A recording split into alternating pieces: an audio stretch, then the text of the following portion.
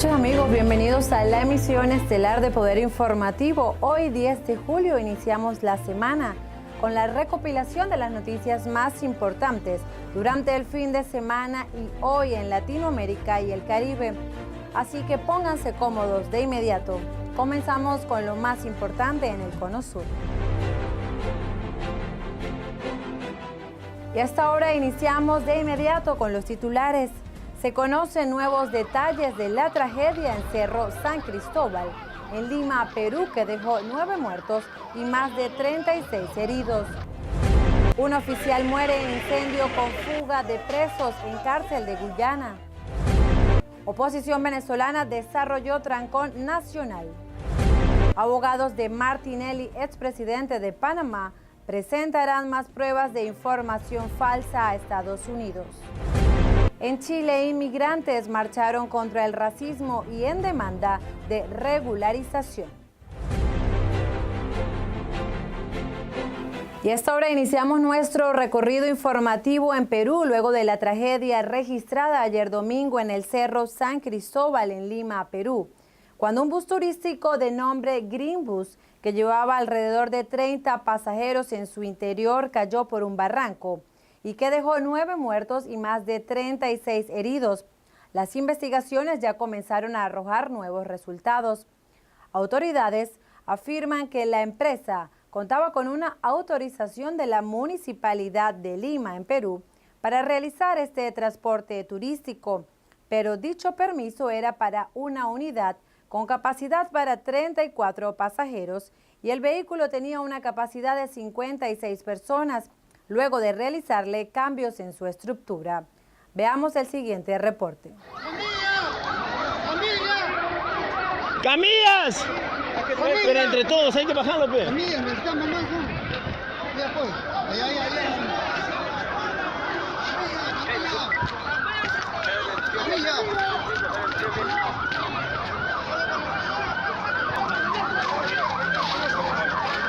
Vamos.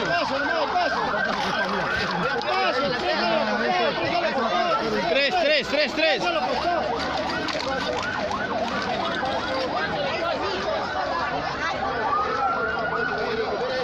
En concha sí, se mueve, pero ¿qué tiene que hacerlo? Ya vamos a la puerta para ¿Está muerto? Se informa que el conductor perdió el control del vehículo de 2 pisos que acabó volcando. El siniestro se produjo en una carretera estrecha en un lugar montañoso a unos 2 kilómetros del Palacio Presidencial en Lima, en el Cerro San Cristóbal. Entre los fallecidos hay menores y también ciudadanos extranjeros. Según las autoridades peruanas, el autobús viajaba a excesiva velocidad, pero la investigación sigue en marcha. Y en medio de la tragedia sucedió un milagro cuando medios de comunicación locales reportaban sobre la tragedia en el Cerro San Cristóbal, en Lima. Algunas personas que estaban colaborando con lo que eran las tareas de rescate se acercaron para mostrar la fotografía de un pequeño de tan solo 10 meses de edad que no podía ser identificado. Todo indicaba que el pequeño viajaba con algún familiar en el vehículo de Green Bus que se volcó el pasado domingo. Sin embargo, en horas de este lunes, familiares del menor que vieron el reporte noticioso pudieron reconocerlo y acudir al hospital. Veamos las declaraciones de uno de sus tíos. ¿Usted ya finalmente ha identificado a este niño? Sí, él es mi sobrino. Isu Condori Roque encontramos en Clínica Internacional. ¿Qué edad tiene el nene? Tiene 11 meses. Me dijo usted, señora, que no es el único. Toda la familia iba en el bus. Estaban ahí en el bus. Ahorita no sabemos en qué estado está su hermano mayor de 18 años, se llama Alexander Condori Ambrosio. No sabemos del hermanito de Leo Condori Ambrosio. Y aparte ahí su hermanito que falta es Tiago Condori Ambrosio. ¿Cuál es la condición de los padres? Tenemos entendido que ambos iban dentro del bus también. Sí, su papá también, ahorita no sabemos en qué estado está Lisandro Condori Kawaya. Y la mamá del niño es Yesenia Ambrosio Rocky. Y no sabemos, quisiéramos saber en qué hospital está, en qué estado está, si están Ahorita bien de salud, que quisiéramos saber. Ahora vieron la imagen del niño que hemos transmitido Sí. y me imagino que les sorprendió. Sí, sí. Y quisiéramos saber ahorita dónde están los demás, sus hermanitos, su papá, su mamá. Vamos, señora, tenemos entendido, le comento que el niño está acá con una contusión en la cabeza, está consciente, Sí. el niño no ha perdido el conocimiento, se encuentra estable acá y posiblemente se le tenga que hacer algunos chequeos, va a estar hospitalizado. Usted me dice que no sabe el paradero de los padres, Sí, no ¿no es sabe. verdad? Y el accidente de ayer puso en evidencia una realidad que se denunciaba desde hacía 8 años. El Cerro San Cristóbal, uno de los principales atractivos turísticos en Lima, es inseguro no solo por la delincuencia en las calles del cerro, sino también por la forma en que eran transportados los visitantes a la cima. Por su parte, el Ministerio de Salud de esta localidad confirmó que las 9 personas que fallecieron, una de ellas de nacionalidad chilena. También confirmaron que entre los heridos hay chilenos y canadienses. Al lugar llegaron 15 unidades de bomberos y trasladaron a cerca de 40 heridos a 6 hospitales. Veamos la información. Estamos observando el bus de la empresa Green Bus que cayó hacia el barranco, provocando la muerte de 9 personas. Los vecinos, los pobladores de esta zona señalan que desde el año 2009 lo venían advirtiendo, incluso habían solicitado a la municipalidad, al alcalde de aquel entonces, que se prohíba el pase de estos buses y que se ponga señalización y se proteja esta vía porque es altamente peligroso. Estamos con el señor Miguel Paredes, secretario general del asentamiento humano Villa de Fátima, quien con documento en mano nos va a dar a conocer de que ellos lo han estado solicitando, advirtiendo, pero no ha habido respuesta por parte de las autoridades. Señor Paredes, bienvenidos a TV Perú. Ustedes nos señalan que el 2009 hubo un accidente parecido con la pérdida de vida de algunas personas, pero esto que ha ocurrido ayer es sumamente trágico y ustedes, como señalan, lo han estado advirtiendo constantemente. Así es, efectivamente. En el 2009 hubo un accidente en la que una scooter se volteó y falleció una persona. Después hubo un accidente también donde una mototaxi también tuvo un accidente similar. Ahora, con el accidente de ayer, que es indignante definitivamente ver que las dos instituciones se pelean, la Municipalidad de Lima y RIMAC, por no querer asumir su responsabilidad. Nosotros en el 2016, nuestro asentamiento humano envió un documento que ustedes pueden ver aquí, donde le solicitábamos a la Municipalidad de RIMAC, a esta gestión vigente, que por favor tome las medidas previsivas, porque no es la primera vez que sucede un acto como este. Entonces, lo que vemos hasta la fecha es que no han tomado ninguna acción. Miren, estos muros de contención que tienen son muy pequeños. En el 2013 salió un presupuesto para que puedan reforzarse los muros de contención y no se hizo absolutamente nada sobre el tema. Ahora, el 2009, ¿quién era alcalde en ese entonces? En ese entonces estaba el ingeniero Leighton todavía. Habrá que ponernos un costado porque hay un vehículo que va a pasar. Esta es la situación. Vehículos, por ejemplo, son vehículos pequeños que transitan por acá, pero estos buses grandes son un poco complicados poder transitar por este lado. Sí, efectivamente. Tal es así que si han podido ver el día de ayer los videos, bajan uno detrás de otro. Entonces, estas calles son demasiado estrechas. Y definitivamente necesitamos espacio para esto. ¿Ya? Aquí lo que estamos viendo ahora es que hay una serie de problemas que no se han solucionado. Inclusive, si ustedes se percatan, no hay señales aquí en estas pistas. Efectivamente, acá, por ejemplo, estas rejas, ¿quiénes lo han colocado? ¿Ustedes como vecinos, la autoridad, quién colocó? Esto lo colocó la municipalidad como una medida preventiva, pero si ustedes ven, no se ha hecho más nada. Nuevamente se volvió a golpear y en esta oportunidad este bus que ha bajado y terminó volteándose. Miren en la parte de arriba, si pueden enfocar por favor. Ajá, sí, ahí nuestro compañero Alfredo, por ejemplo, favor, miren, si ustedes se percatan, esos muros son más pequeños que estos. Entonces, en esa bajada le llaman la bajada de la muerte, porque es una pendiente que se sienta la unidad cuando baja. Entonces, es en esa parte donde inclusive aceleran las unidades. Estas son cosas que no se... Miren más arriba, no hay señalizaciones. Lo otro que exigimos es que estas unidades ya no pasen más por acá. Ahora, el tema es que, por ejemplo, acá que se ha colocado estas rejas es porque anteriormente hubo un accidente, como estamos observando, lo vamos a ver a continuación, el muro muy pequeño, incluso llega hasta la rodilla, estamos hablando de ¿cuánto? Unos 30 o 40 centímetros de alto. Sí, es efectivamente. que la municipalidad supuestamente pone esta baranda o esta reja para proteger, pero esto definitivamente no va a proteger. No, claro que no, y muestra de eso lo hemos visto el día de ayer, cuando la unidad se ha volteado. O sea, estos muros deben ser levantados mucho más altos. Si se dan cuenta, la forma como tienen los mirabús son de dos niveles, entonces peor aún todavía. Eso ha originado que la tragedia sea mucho más grande.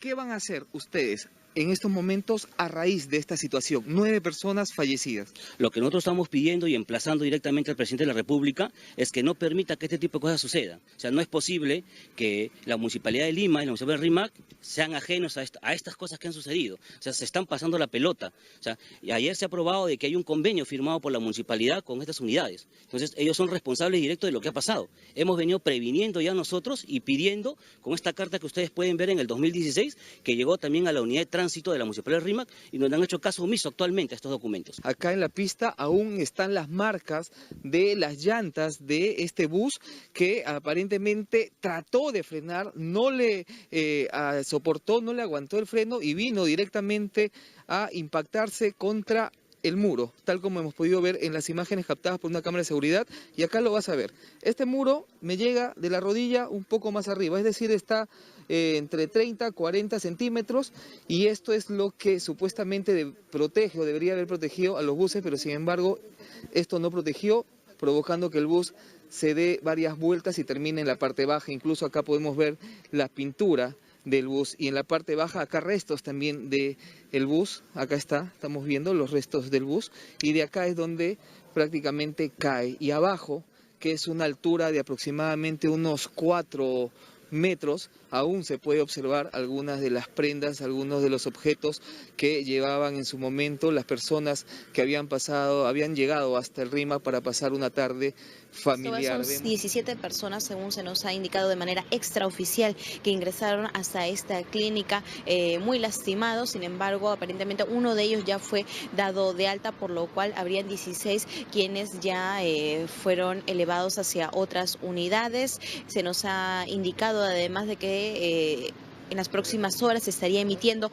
una lista oficial con respecto al estado de cada uno de los heridos que se mantienen en ese lugar. La información que hemos podido obtener es que varios de los heridos ya no se encuentran en el área de emergencia, sino ya han sido derivados a UCI, por ejemplo, a cuidados intensivos, para poder seguir de cerca cada una de las lesiones de los heridos. Además, hay que señalar también, entre otras informaciones, que se había señalado también que una de las heridas de procedencia de Canadá, Debra Jean Kings-White, es el nombre de ella, que había aparecido en la lista de algunas instituciones como fallecida. Ella afortunadamente ya ha sido confirmado por parte de la embajada que se encuentra herida, se encuentra recuperándose. No se tiene más información con respecto a su estado de salud. Y continuamos con más informaciones. Pasamos a Guyana. Un oficial murió y 7 resultaron heridos. Esto cuando reclusos desataron un incendio en una prisión de Guyana y 4 de ellos lograron escapar. Así lo informaron este domingo las autoridades. Los presos incendiaron un complejo de máxima seguridad de Georgetown para distraer a los guardias y darse a la fuga. Un oficial murió y 7 resultaron heridos el domingo en una prisión de Guyana, tras un incendio provocado por reclusos que permitió la fuga de 4 de ellos.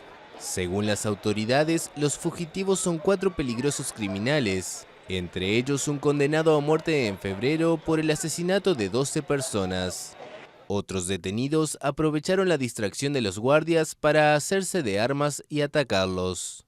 Muchos reclusos fueron sacados de la cárcel y llevados a un club de policías ubicado frente a la prisión, donde rompieron botellas de ron y vodka, empaparon sus ropas y con encendedores de cigarrillos las convirtieron en teas, con las que destrozaron el local.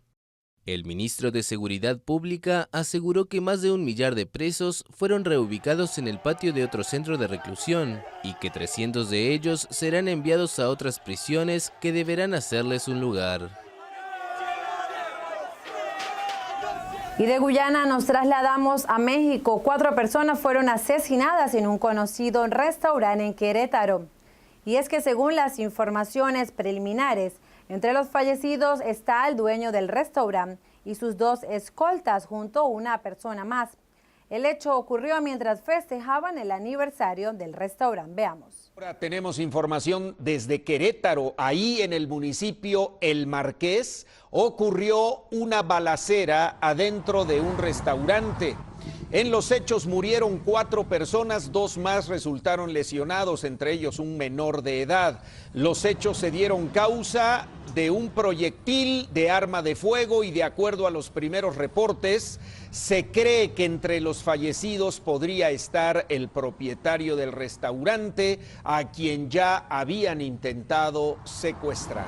Amigos, y a esta hora estamos listos para hacer nuestra primera pausa comercial, pero no se aparten, en breve más noticias.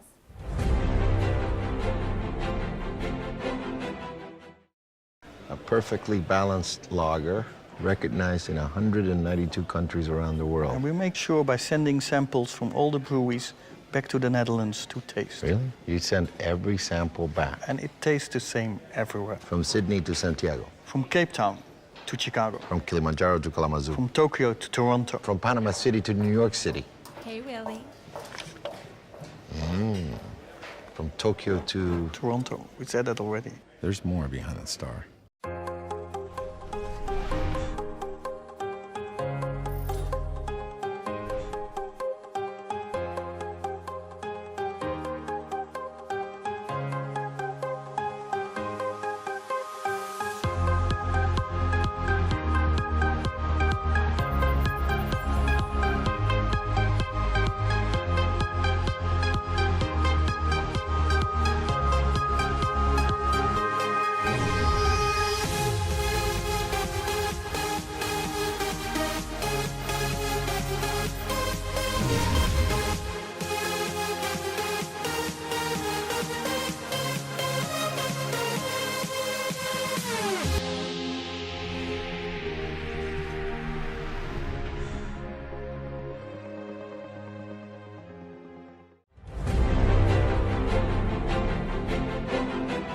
Amigos, y estamos de regreso con más noticias aquí en el noticiero Poder Informativo a través de Power TV. Y continuamos de inmediato en Venezuela, donde se han generado diversas opiniones. Esto luego del traslado del líder opositor venezolano desde la cárcel de Ramo Verde a su casa. Chavistas y opositores mostraron su opinión al respecto. Escuchemos. Estas son las imágenes del líder opositor venezolano Leopoldo López en el techo de su casa. Ha sido excarcelado por medidas humanitarias y por problemas de su estado de salud por el Tribunal Supremo de Justicia y deberá pasar el resto de su condena de 13 años en la casa. Sin embargo, López anunció en una carta leída ante el pueblo congregado frente a su casa que está listo para regresar a la cárcel y no dejar de luchar. Venezuela, estoy leyendo de Leopoldo. Esto es un paso hacia la libertad. Si mantener mi convicción de lucha por la libertad significa correr el riesgo de volver a una celda en Ramo Verde, estoy más que dispuesto a asumirlo. No obstante, diferentes autoridades y figuras, tanto oficialistas como opositoras, han emitido mensajes de felicitación por esta decisión del Tribunal Supremo. Hoy el país amaneció con una noticia que es producto precisamente del diálogo, del esfuerzo sostenido que hace el presidente Nicolás Maduro.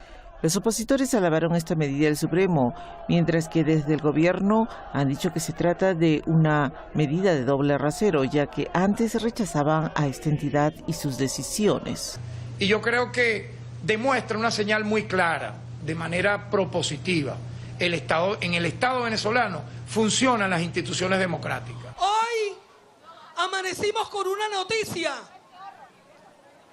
que nos llena de indignación. Es una decisión que se ha tomado, quien la debe tomar, porque aquí hay un Estado de Derecho y aquí funcionan las instituciones. Pero yo voy a decir lo que una vez dijo Chávez.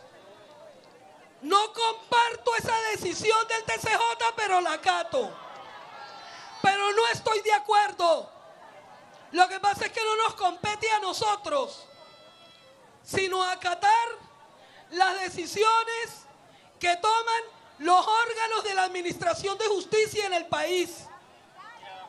Ahora, Esto hay que analizarlo porque hemos recibido muchísimos reclamos desde todos los rincones del país, del pueblo revolucionario que ha estado soportando estoicamente la arremetida de una derecha asesina, de una derecha fascista, de una derecha que sin ningún tipo de recato, ya lo dicen a los cuatro vientos, que están esperando una invasión extranjera, una injerencia y una guerra para que aquí haya una cantidad de muertos, una masacre. Líderes latinoamericanos también felicitaron esta medida. Pues, primero que todo, celebro mucho que Leopoldo López esté de nuevo con su familia.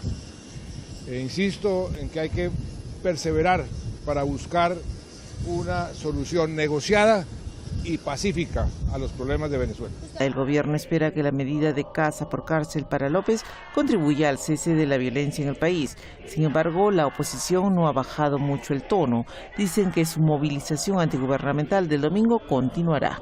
El líder opositor Enrique Capriles pidió que la Fuerza Armada se una a la oposición y demandó una participación masiva en el referéndum no vinculante sobre la Asamblea Constituyente que ha proporcionado el gobierno. Sin embargo, los mediadores internacionales dicen que este paso fue muy importante por parte del gobierno y no hay que malgastarlo fácilmente. Y continuamos en Venezuela. La concesión del arresto domiciliario al líder opositor Leopoldo López ha abierto una nueva fase en las protestas contra el régimen de Nicolás Maduro.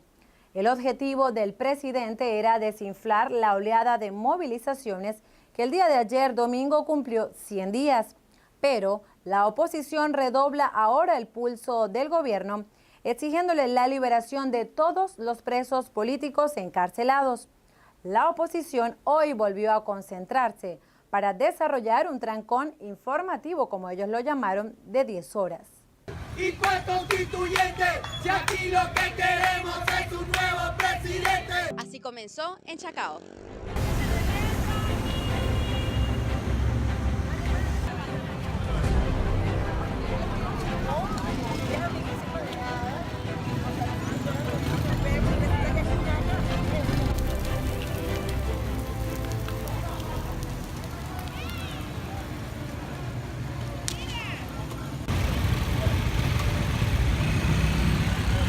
Se dio comienzo al trancazo anunciado por la Mesa de la Unidad Democrática en las principales calles y avenidas de Caracas y del resto del país para rechazar de manera contundente al gobierno de Nicolás Maduro. Sin embargo, la actividad pacífica fue entorpecida una vez más por los cuerpos de seguridad del Estado, quienes dispararon perdigones y bombas lacrimógenas en varias de las concentraciones. También reportaron el despliegue de grupos armados que amedrentaron y hostigaron a los manifestantes. Esta es la cinta que se está pasando aquí en Chacao, a la altura de Bellocampo, para trancar la avenida Francisco de Miranda. Mira, puro billete de 100 en la cinta, puro billete de 100, puro duro de matar, 4, 5, no sé qué coño ya. Puro bolívares devaluado, hasta el final es la cinta con puro bolívares. Y cruza hasta allá, hasta las otras esquinas. Puro billetico de 100. Yo creo que la sumatoria de esos coños no alcanza por un café chiquito. Y la posibilidad de que la tensión disminuya en las próximas semanas choca, no obstante, con el mismo calendario político. El Ejecutivo comenzó de forma oficial durante el fin de semana la campaña electoral para elegir una nueva Asamblea Nacional Constituyente, un proceso que la oposición rechaza por tener unas reglas del juego que benefician al oficialismo y que estará fijada para el próximo día 30. La Asamblea Nacional Constituyente, la cual será electa bajo los principios del voto universal, directo y secreto, estará integrada por 545 constituyentistas, 364 territoriales y 181 sectoriales. Los 335 municipios del país estarán representados por un asambleísta, excepto los 24 municipios capitales donde se elegirá uno adicional y 5 en el caso de Distrito Capital.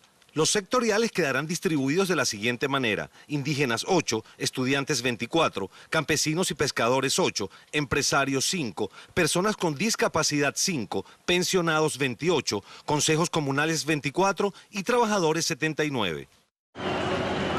Es una convocatoria impecable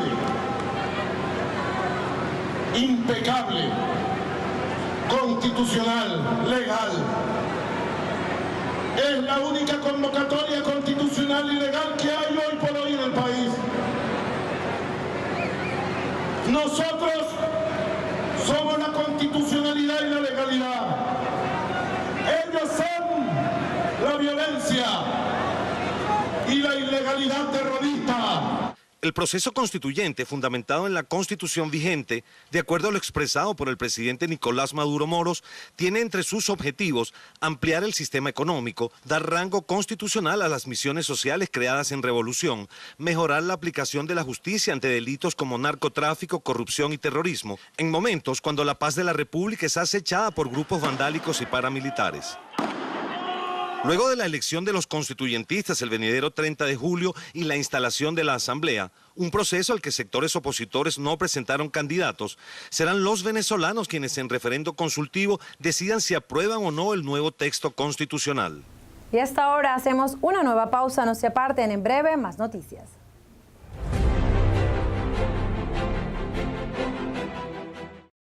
Heineken has been family-owned since 1873. Right, for 140 years they own the brand. And because the name is on the bottle, they don't compromise the quality. I get that. I don't put my name on a bad film. Well, I did some late 80s music videos that weren't that good. Oh, really? Yeah. Don't worry about it. You're still my third best actor.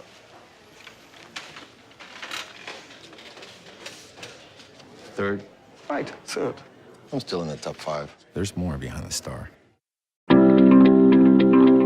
Make every project a project to be proud of. Get the advice you need, the value you expect, and the quality you deserve.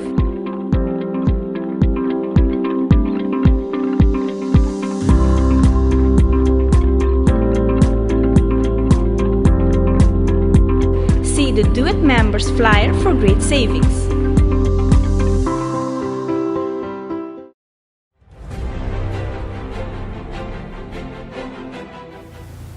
Y a esta hora regresamos con más noticias en Poder Informativo y de inmediato pasamos a Panamá.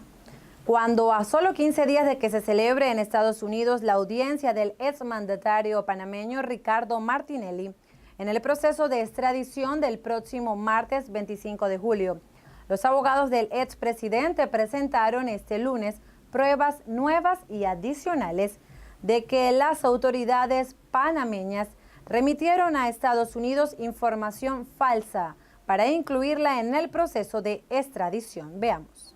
El expresidente Ricardo Martinelli cumplirá un mes de estar detenido en Estados Unidos el próximo 12 de julio, en espera de que se resuelva su pedido de extradición. En tanto, en Panamá, mientras copartidarios insisten en defender una supuesta persecución política, la sociedad espera que enfrente a la justicia, pese a la desconfianza que existe hacia ese órgano del Estado. Ese tema de que por qué Ricardo Martinelli no viene, le voy a decir, la seguridad física y la seguridad jurídica de Martinelli en Panamá no está garantizada.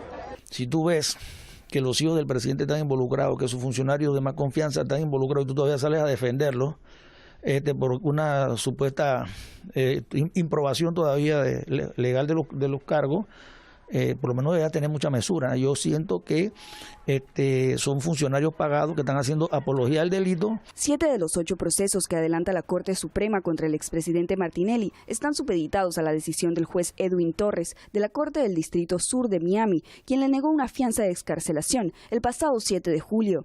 Pero el problema es que hasta ahora mismo algunos casos que a él le han sindicado no están en firme.